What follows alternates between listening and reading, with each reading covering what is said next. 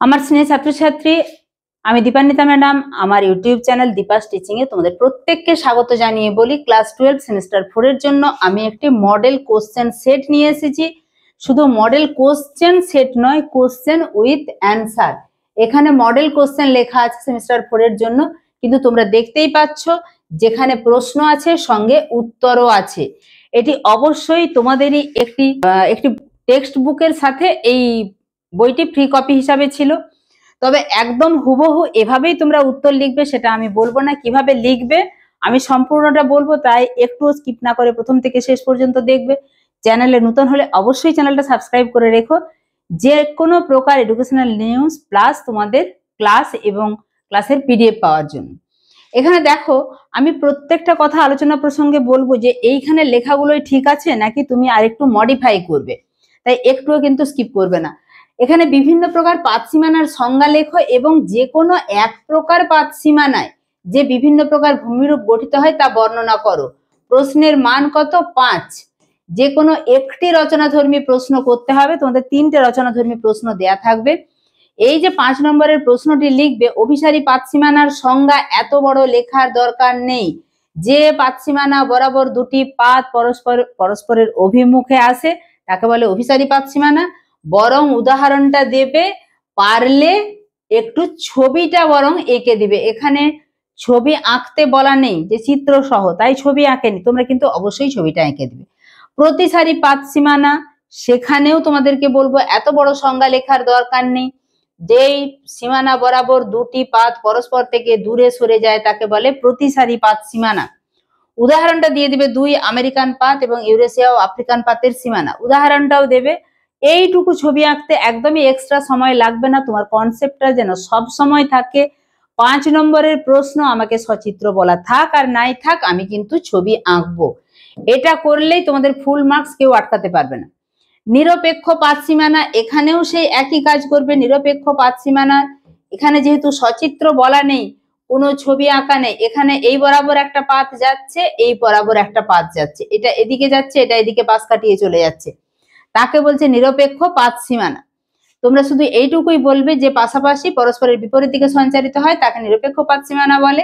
উদাহরণ দেবে, অবশ্যই এইটুকু ছবিটা তোমরা আঁকবে।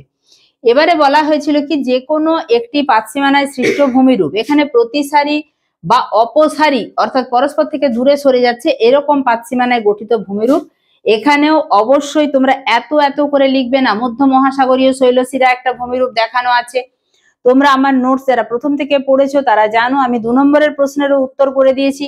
মধ্য মহাসাগরীয় শৈলশিরা অল্প কথায় লিখবে কিন্তু ছবি আঁকবে। গ্রস্ত উপত্যকার গঠন কিভাবে হচ্ছে, উদাহরণটা পূর্ব আফ্রিকার গ্রস্ত উপত্যকা দেবে, গ্রস্ত উপত্যকার গঠনটা লিখবে 3-4 লাইন, একবারে লেখার দরকার নেই, 2 লাইনেই লেখা যাবে গ্রস্ত উপত্যকার গঠন। অবশ্যই উদাহরণ দিবে, এখানেও ছবি আঁকবে। এছাড়া কি হতে পারে? এছাড়া হতে পারে সাগর ও মহাসাগর সৃষ্টি।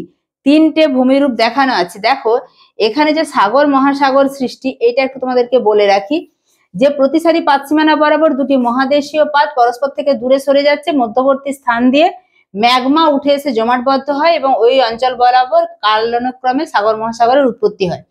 যেমন আফ্রিকান পাত আর আমেরিকান পাত পরস্পরের বিপরীত দিকে গেছে এবং তার ফলে আটলান্টিক মহাসাগরের সৃষ্টি হয়েছে।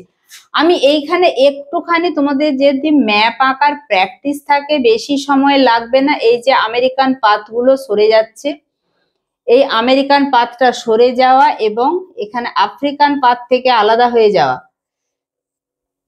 জাস্ট এই পোর্শনটা, এই জায়গাটা উত্তর আমেরিকা দক্ষিণ আমেরিকা এগিয়ে যাচ্ছে, এখানে আটলান্টিকের সৃষ্টি হয়েছে। দেখো আমার কিন্তু ছবি আঁকতে বেশিক্ষণ সময় লাগলো না।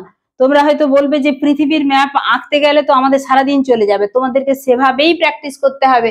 আমি দেখো এখানে উত্তর আমেরিকা দেখিয়েছি, এখানে দক্ষিণ আমেরিকা দেখিয়েছি, এখানে আফ্রিকা দেখিয়েছি। সাদা পোর্শন হলে তোমরা বুঝতেই পারতে। এইখানটায় কি লিখলাম? আটলান্টিক মহাসাগরের সৃষ্টি হয়েছে। ছবি, একটা ছবি হাজারটা কথা বলে, তাই অবশ্যই ছবি আঁকবে। আরেকটি 5 নম্বরের প্রশ্ন দেখো, এখানে পার্বত্য প্রবাহে নদীর ক্ষয়কার্যের ফলে গঠিত বিভিন্ন প্রকার ভূমিরূপ চিত্র সহ আলোচনা করো। তোমরা যেমন ক্লাস 10-এ করেছো, পার্বত্য প্রবাহে নদীর ক্ষয়কার্যের ফলে গঠিত যে কোনো 3টি ভূমিরূপের সচিত্র বিবরণ দাও। এখন কিন্তু সেটি নেই। গঠিত বিভিন্ন প্রকার ভূমিরূপের চিত্র সহ আলোচনা।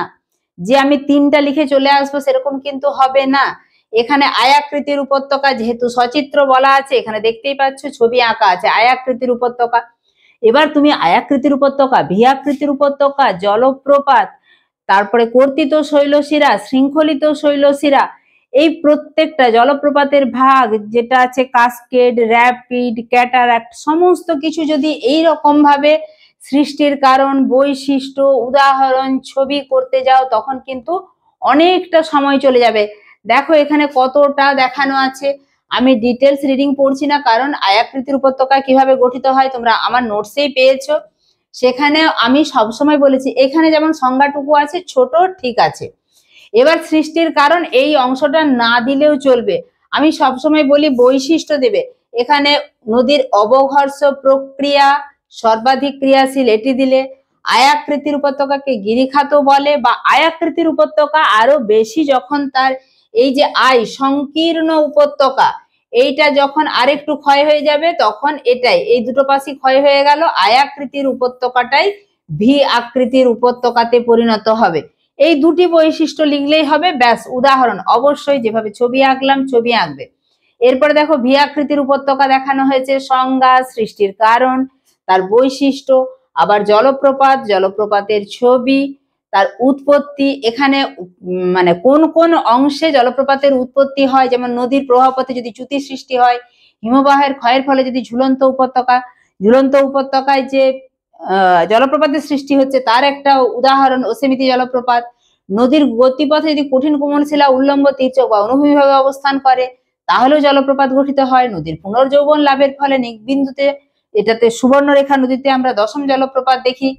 মালভূমির খাড়াই ঢালে সমভূমি, মালভূমির খাড়াই ঢাল যখন সমভূমিতে মেশে সেখান থেকেও জলপ্রপাত হয়, যেমন ভারতের যোগ জলপ্রপাত। এত উদাহরণ, এত বৈশিষ্ট্য দিতে গেলে কিন্তু প্রচুর সময় লেগে যাবে। এখানে জলপ্রপাত, তারপরে যেটা করা আছে মন্থকূপ বা পটহোল।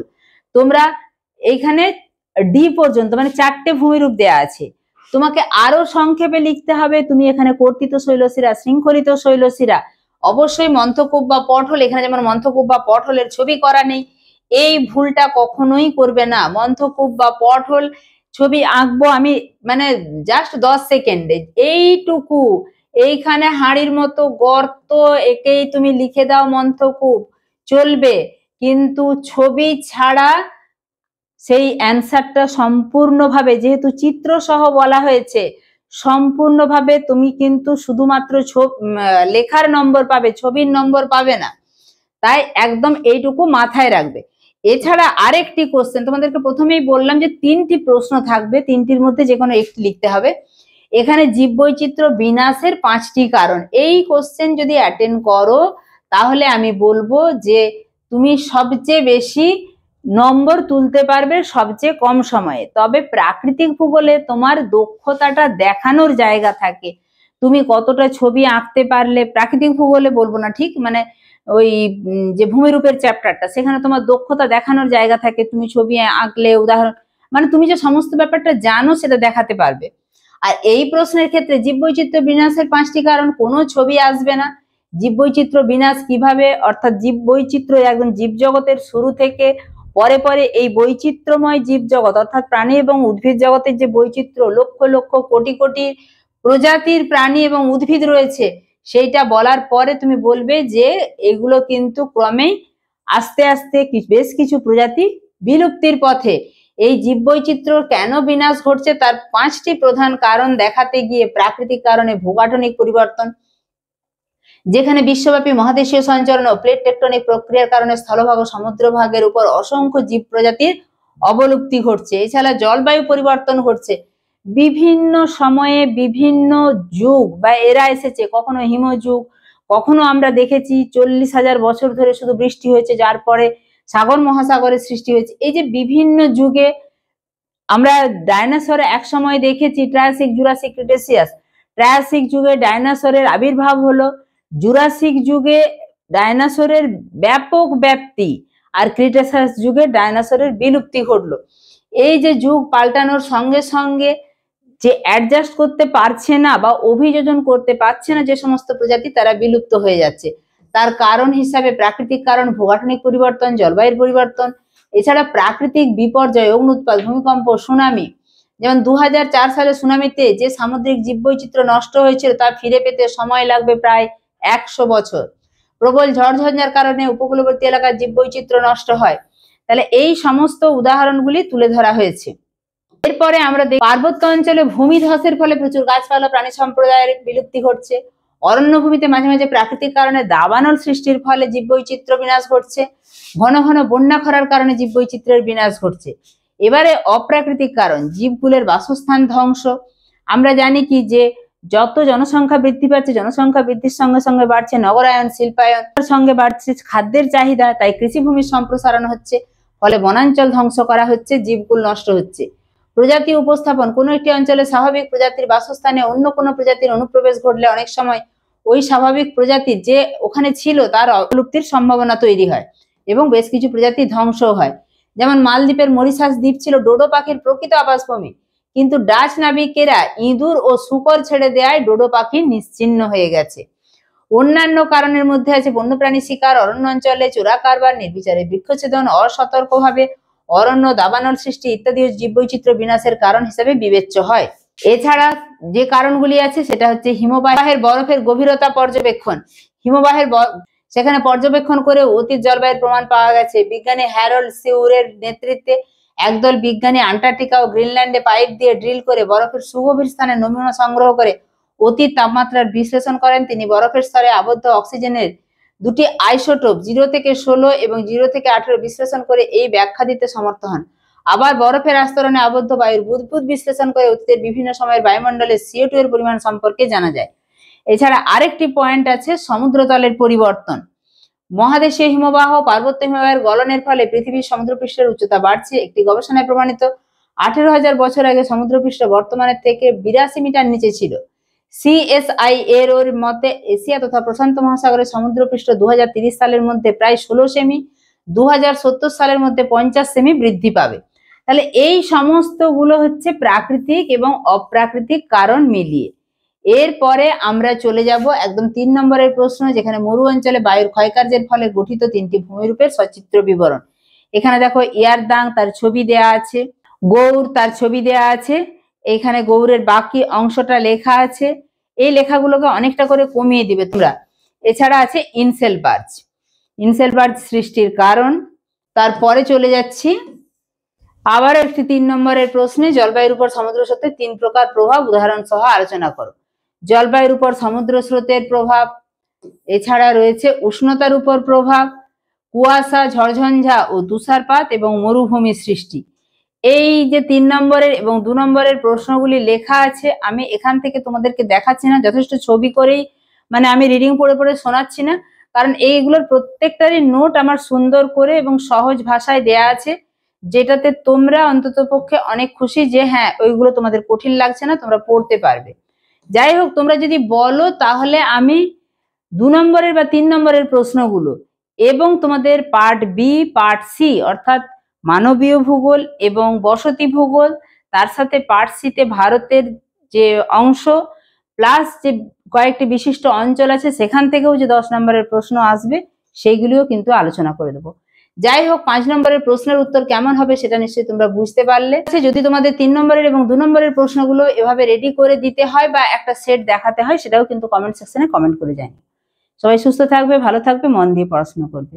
ঠিক আছে।